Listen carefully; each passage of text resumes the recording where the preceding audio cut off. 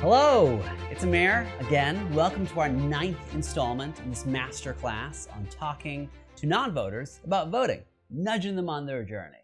So last time we saw our hero, which is you bravely, heroically attempted to discuss voting with somebody, but they, with cold, efficient cruelty, not even breaking a sweat, they swatted you away with a, no thanks, I don't do politics, or even, yeah, no, I don't vote.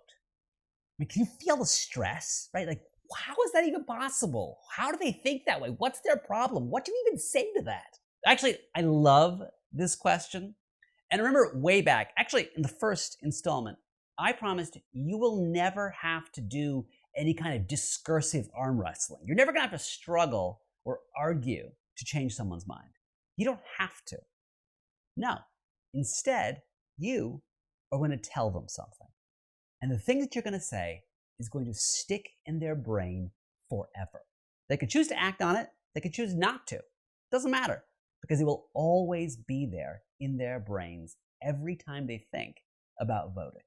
So what is it? It's this. There's no such thing as not voting. There's no such thing as not voting. Because, like it or not, if you don't vote, you are automatically voting for the winner. So imagine you are back in first grade, and it's a momentous day in first grade because the class is going to get to vote on what the class pet should be. Is it going to be a mouse or a rabbit? And each kid is going to take a turn with the chalk and go up to the blackboard and make a little mark under the mouse or the rabbit. Now you are keenly interested in the outcome of this election, believe me. And you've been following the developments as the chalk goes around the room. Finally, it gets to you. The chalk is in your hand. You go up to the blackboard. And now you have a choice. The mouse is in the lead a little bit. You could vote for the mouse, or you could vote for the rabbit. But if you don't vote for either of them, that's just as good as voting for the mouse, because nothing you did counters the mouse's lead. There's no such thing as not voting. Because, like it or not, if you don't vote, your vote automatically benefits the winner. So imagine one of those old-fashioned balance scales, okay? And there's pennies on each side, and everyone's going to vote by putting a penny on one side or the other. It's your turn, right? So one side's tipping a little bit. You can put it on the tipping side, or you can put it on the other side, but you only have two options. There is no third option not to put a penny on. Because if you don't, you're just letting the tipping side run away with it. There is no such thing as not voting. Because, like it or not, if you don't vote, your lack of a vote automatically helps the winner.